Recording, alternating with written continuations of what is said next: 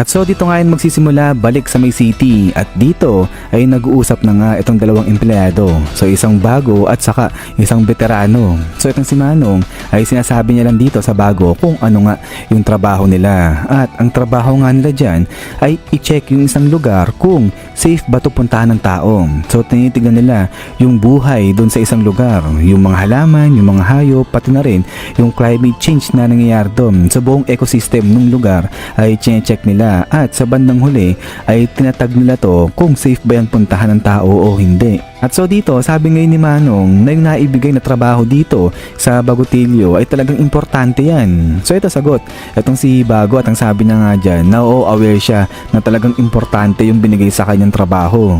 At so kaya dito tanong ni Manong itong si Bagotilyo at ang sabi niya nga dyan, sige ano ba yung mga rules natin o yung first rule, sabi niya ganyan. At ito sagot ngayon itong Bago at ang sabi niya nga dyan, yun ay i-screen ng maigi lahat ng aplikante o lahat ng tao na gustong pumunta doon sa may New World. At syempre, sa lahat ng mga papasa, ang gagawin naman ng mga staff nito nila Manong ay sila naman yung magbibigay ng safety doon sa mga pupunta sa may New World. So ang ibig sabihin ay responsibility nila Manong yung kaligtasan ng lahat ng tao na papasa papunta doon sa may New World. At so kaya dito, ang tanong ay ni Manong, o sige, sa madaling sabi, ano trabaho nila? So sagot, etong Bago at ang sabi niya nga dyan, ang trabaho nila ibig sabihin ay wala silang papayagan na kahit sino na pumunta dun sa may New World. So ibig sabihin babagsak nila lahat ng aplikante na papunta dun. But then ay dito nga biglang sagot ulit si Manong. Ang sabi niya nga dyan, pero may problema sila. At eto nga sabi ngayon ng Bago, patungkol ba yan dun sa may Kakin? Sila ba yung problema? So eto sabi ni Manong, oo, problema yung Kakin kasi nga ginagawa nila yung lahat ng gusto nila. Kasi nga hindi sila kasali dun sa mga pumirma ng kasunduan na bawal pumunta dun sa may Dark Continent o sa may New World. Tapos itong Kakin, nanghihingi pa sila ng unlimited access o ng unlimited pass para dun. Pero ang pinakamalaking problema nga raw dyan kasi hindi naman sightseeing yung dahilan ng Kakin pagpunta dun na sa may Dark Continent, kundi para sakupin yung lugar na yun. So malupit, etong mga Kakin na to, binaypas na nga nila yung screening tapos gusto pa nilang manghingi ng unlimited pass tapos sasakupin pa nila etong Dark Continent. Pero tuloy ngayon dito ni Manong na yung gatekeeper pa naman nito ng New World o ng Dark Continent, ang pinakaayaw pa naman yan ay yung mga walang manners. At so kaya nga dito sa pagpapatuloy nila, ang sabi ni Manong na kapag nag-fail yung usapan dyan sa darating na summit ay talagang may hirapan na sila pigilan etong Kakin. So ito tanong, itong Bagotilyo at ang sabi niya nga dyan, paano kapag ganun nga yung nangyari? So ito si Manong sagot siya at ang sabi niya nga dyan, yung Pandora's box na dapat hindi binubuksan ay mabubuksan ngayon, sabi niya ganyan. At so ito sagot, atong si Bago at sabi niya nga dyan, a figure of speech, sabi niya ganyan. But then ay dito, sagot ulit, atong si Manong at ang sabi niya nga dyan, ganun ba? Yan din yung sinasabi ko nung bata-bata pa siya, sabi niya ganyan. At nung hindi niya pa nakikita itong lugar na to, so referring siya dito sa papasukin na nga nila na laboratory na to. At then ay pagkatapos niyan is bam! So dito, nagulat ngayon itong Bagotilyo sa mga nakikita niya dyan sa parang laboratory na nga na to. So parang mga kakaiba ng mga hugis dyan. So parang may mga tao, may kamay. Tapos ayun, parang ano to, nest na tinubuan ng kamay at saka ng paa. Tapos may mga baby na parang mga ugat-ugat, ganyan. At so pagkatapos niyan, ay tuloy sa paglakad ngayon itong sila Manong. At eto, tingin-tingin. Itong si Bago dyan nga sa mga nakikita niya sa loob. So kaya tanong ngayon siya. Sabi niya nga dyan, teka lang, etong mga to, ano to? Sabi niya ganyan. So sagot, itong si Manong sabi niya nga dyan, ay ang mga yan, mga tao yan dati, sabi niya ganyan. At so dito, nagpaliwanag na itong si Manong at ang sabi niya nga dyan na dati ay may pinablish nga na libro na kung tawagin ay Journey into the New World at sinasabi yung author nga daw ng libro na yon ay parang baliw lang ganyan.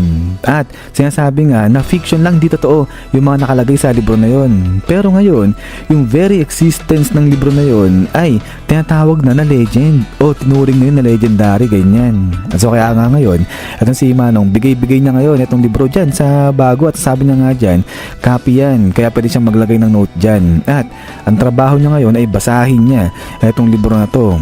At ito nga sabi ni Manong, dyan nakalagay lahat nga ng ginawa ng tao, lahat ng pinagbayaran nila nung pumunta sila dyan nga sa tinatawag na New World o Dark Continent. At hanggang ngayon ay nagpapatuloy pa rin yan. So ibig sabihin hanggang ngayon ay pinagbabayaran pa rin ng humanity yung ginawa nilang pagpunta dun sa may Dark Continent.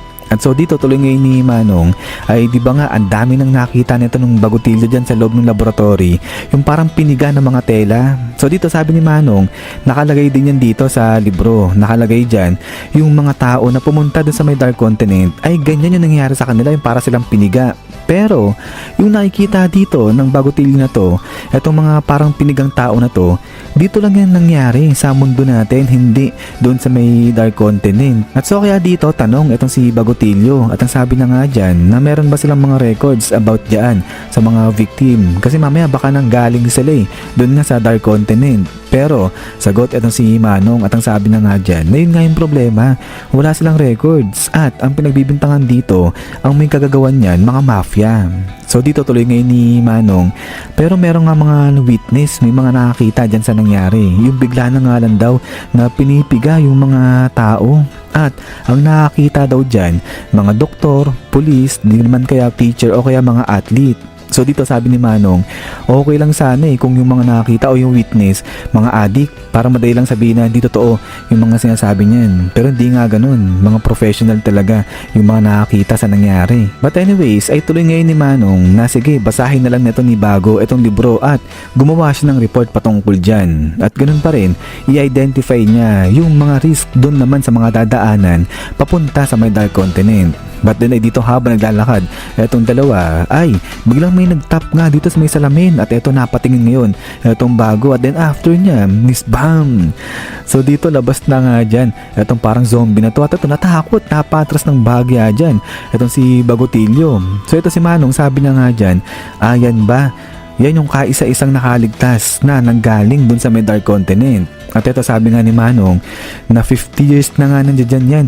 Etong parang zombie na yan at self-sustaining daw yan. So hindi nga raw yan kumakain ng pagkain ng tao. So kaya dito nagulat talaga etong si Bagutilyo, at ang sabi na nga dyan, 50 years na yung ganyan. So dito sabi ni Manong, hindi nga raw talaga namamatay yung parang zombie na yon. At tuloy ngayon ni Manong na isang hunter pala yan, at nanggaling yan, pumunta yan doon nga sa may Dark Continent. So sa tuwing china-challenge at pinupuntahan nga raw itong Dark Continent ay lagi na lang nakakapagdala o nakakapag-uwi sila ng isang calamity na pwedeng umubos sa isang katauhan. At itong pagpunta-punta dyan sa Dark Continent, nangyayari yan pagkatapos ng ginawang treaty o ginawang kasunduan ng V5 na bawal na nga pumunta dyan sa Dark Continent. So ibig sabihin talagang matitigas ang ulo, ganyan. But then after nyan ay dito na nga uwi na etong si Bagutilyo, at eto inaaral niya na ngayon etong si Dark Continent dyan. At then after nito ay talon na sa mga 12 Zodiacs dahil pinapanood na nga nila dyan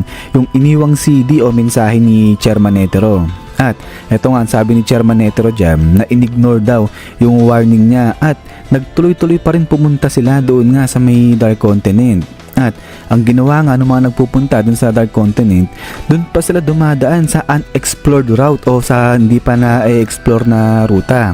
Kaya yun yung dahilan kaya ang daming namamatay sa tuwing may pumupunta dun sa Dark Continent. At higit pa nga doon, kaya sila nakakapag-uwi ng casualty ng calamity o yung threat ba, ganyan. So si Beyond Netero, yung anak nito ni Chairman Netero, gustong bumalik dun sa Dark Continent pero pinagbawal niya na nga yan. At dito rin sa Hunter Association, kaya pinagbawal na ni Chairman Netero itong mga to na pumunta dun sa Dark Continent.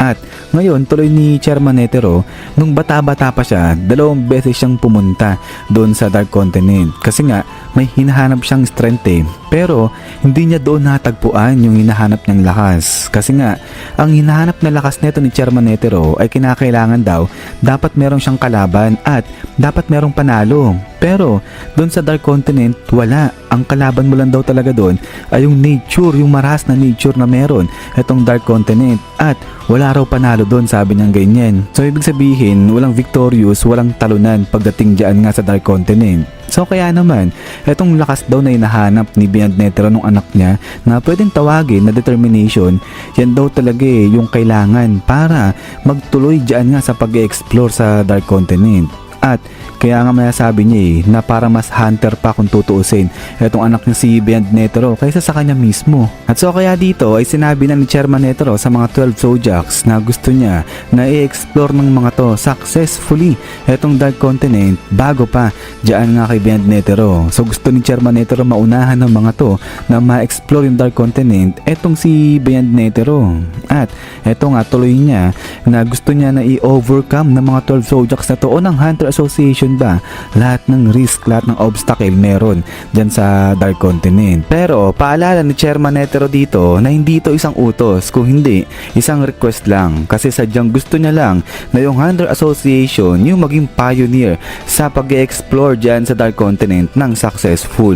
At ang dagdag niya pa nga rito, isa itong high reward pero high risk din. Ayan yung kakaharapin ng Hunter Association ngayon. At so kaya dito ay paulit-ulit itong si Chairman Netero na sinasabi niya na hindi ito isang utos, hindi ito isang utos hanggang sa napagtantunan ng mga Zodiacs na isang utos nga itong sinasabi ni Chairman Netero, hindi yan basta-basta request lang. At so after niyan ay dito baling na ngayon itong si Maizai kay Mr. Beans at ang sabi na nga dyan, Beans, siguro naman wala nang huling habilin ayan si Chairman Netero. So ayan, ito si Beans, sagot siya, sabi niya nga dyan, wala na, yan na talaga yung huling. At so dito yung ibang mga Zodiacs ay usap sila. Sabi nga nila dyan, ang tindi nito ni Chairman Netero, akala mo buhay parang di siya patay ganyan. At so ayan, tanong si Jel ngayon, sabi niya, paano na ngayon yung gagawin nila? At so dito sagot na nga itong si Chidel at ang sabi niya ngayon dyan, since na ito ay isang utos kaya no choice sila kung hindi sumunod dyan. Pero dahil nga sa pinipilit ni Chairman Netero na hindi yan utos, kaya ang ibig sabihin itong trabaho na to ay para lang sa 12 Zodiacs. So sila lang yung gagawa ng trabaho na yan na pag-explore dyan sa Dark Continent. Pero ito nga, biglang taas ng kamay ngayon itong si Unggoy at ang sabi niya nga dyan, teka lang, kung ang pag-uusapan lang naman ay yung pagpunta dun sa Dark Continent ay okay siya dyan, gagawin niya yan. Pero kung pag-uusapan pa dyan ay yung paghahunt kay Beyond Netero ay ayaw niya na dyan, against na siya dyan, sabi niya ganyan. At so kaya dito tanong itong si Jidel, sabi niya nga dyan, sige ano yung rason nito ni Unggoy, bakit ayaw niyang i-hunt si Beyond Netero? So dito sabi nga ni Unggoy ay bakit kasi hindi nila makipag-cooperate etong si Jidel dyan kay Beyond Netero, since napares lang naman sila ng goal at yun nga ay yung i-explore lang naman yung Dark Continent. So mas okay nga daw yun na yung lahat ng involved sa pag-explore dyan sa Dark Continent ay magtulungan na nga lang daw. So kaya dito sagot etong si Kanzai at ang sabi niya nga dyan na siya ganun din yung naiisip na bakit pa nila i-hunt etong si Beyond Netero, bakit nila hahadlangin yung mga yan kung same goal lang naman sila. So siguro kung nakikipag-compete nga raw sila dyan sa Kakin ay okay lang gawin yun, patas lang yan. So kaya nga dito sagot etong si Jel at ang sabi niya nga dyan na ganun ba, yung anak nga ni Chairman Netero si Beyond ay parang decades ago nagpe-prepare na yan para nga sa pagpunta dun sa may Dark Continent. So ngayon ang tanong, meron ba sa kanila dito sa mga 12 Zodiacs na katulad mag-isip ni Beyond Netero, yung kumbaga nagpe-prepare na rin matagal na para sa pagpunta dun sa Dark Continent? At so dito ang sabi nga nila, may isang tao lang sila na naisip na nag-iisip nga ng ganyang bagay at yun nga ay walang iba kundi etong si Jing. So bigla nilang naisip na etong si Jing matagal ng panahon na naghahanda para sa pagpunta dun sa may Dark Continent. At so dito, tuloy ngayon ni Jill na kung si Jing sasama sa kanila pagpunta dun sa Dark Continent, ay sasama siya, sige, kahit na ayaw niya pa. Pero since nawala na nga si Jing, nag-resign na, at saka kahit daw siguro nandiyan dyan si Jing, ay ipipilit ni Jing na siya mag-isa yung magsosolo pagpunta dun. Pero eto nga, ang tuloy ngayon ni Jill, hindi na yung sa pagiging fair yung pinag-uusapan dito. Kasi nga, etong si Beyond Netero, matagal nang nauna sa kanila. So nauna in a sense na etong si Beyond Netero nga kasi, matagal na siyang nauna sa pagpe-prepare sa pagpunta dun sa Dark Continent. Unlike sa mga Zodiacs na nga na to, na ngayon pa lang sila naghahanda sa pagpunta dun kung di pa sila nautusan. At so kaya dito sagot etong si Botobay. At ang sabi niya nga dyan, na kaya yung paghahunt kay Beyond Netero ay dapat talaga ituloy yan. Kasi nga, lahat naman sila dito sa mga Zodiacs, nagkakasundo sila na sumunod sa pinag-uutos ni Chairman Netero. So yung mga sinasabi ni Kansai at saka nga ni Unggoy, mga ano lang yun, pure sentimental ganyan. At so dito sagot, ito si Maizai, at ang sabi niya nga dito na dapat i-check muna nila kung tama ba o mali yung special mission na binibigay sa kanila ng V5. So regarding nga yan sa paghahunt dito kay Beyond Netero.